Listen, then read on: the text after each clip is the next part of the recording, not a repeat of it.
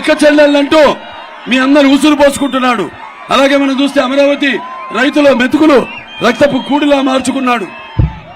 అలాగే రాష్ట్ర ముఖ్యమంత్రిని అంటూ దినగంత్రి పాలన చేస్తున్నాడు.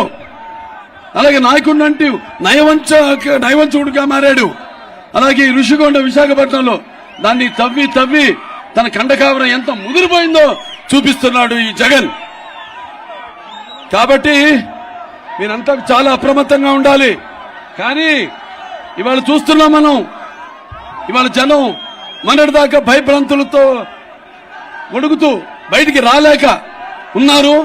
ఈనాడు ఎలక్షన్ నోటిఫికేషన్ వచ్చింది, అందరూ ఒక్కొక్కళ్ళు బయటకు వస్తున్నారు. అందరూ కూడా ధైర్యంగా ఇవాళ రేపు జరగనున్న ఎన్నికల్లో వైకాపాని మట్టి గర్పించడానికి, వాళ్ళని తుదిమిట్టించడానికి, వాళ్ళని తరిమి కొట్టడానికి మీరంతా కూడా సంసిద్ధులై సుశిక్షితులైన సైనికుల్లా ఉన్నారు. విర్రవీక్కు జగన్, నీ సమయం దగ్గరికి వచ్చింది.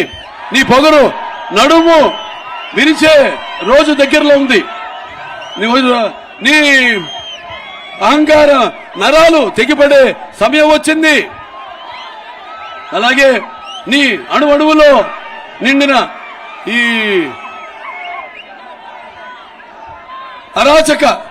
అరాచకం అంతమైపోయే ఈ ఎన్నికల యుద్ధం మొదలైంది.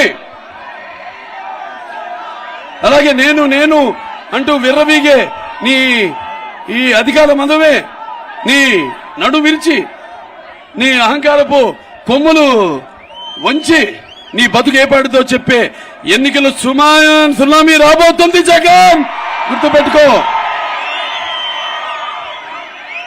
ఎదురు చూడు, ప్రజల ఈ యొక్క తీర్పు ఎంత సూటిగా నీ గుండెను కొడుతుందో.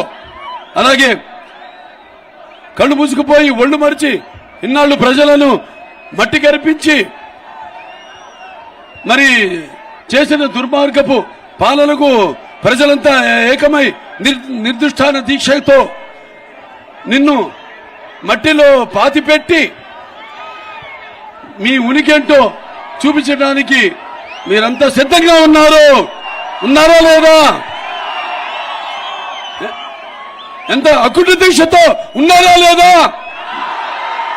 అలాగే నరం అణువు ప్రతి రక్తపు పట్టు అతన్ని నీ అపజయాన్ని అంగీకరించి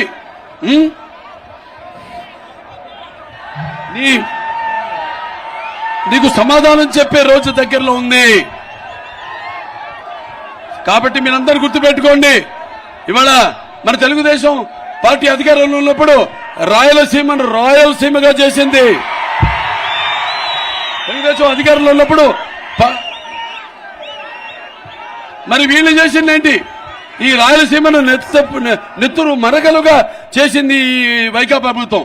అలాగే తెలుగుదేశం పార్టీ అధికారంలో ఉన్నప్పుడు మరి పగల సెగలను చల్లార్చి శాంతికి నికేతనంగా చేసింది అదే వైకాపా వాళ్ళేమో ఈ యొక్క కత్తుల మొనలపై రక్తం చిందించింది. అలాగే తెలుగుదేశం పార్టీ అధికారంలో ఉన్నప్పుడు కాలువల్లో కృష్ణమ్మను ప్రవహింపజేసి బీటలు బారిన ఈ యొక్క రాయలసీమ బీడు భూములను సస్యశామలం చేస్తే ఈ వైకాపా వాళ్ళు ముఠాకక్షలను పెంచి పోషించి ఈ యొక్క కాలువల్లో రక్త సముద్రాన్ని ప్రవహింపజేస్తున్నారని మీ అందరికీ తెలియజేసుకుంటున్నాను.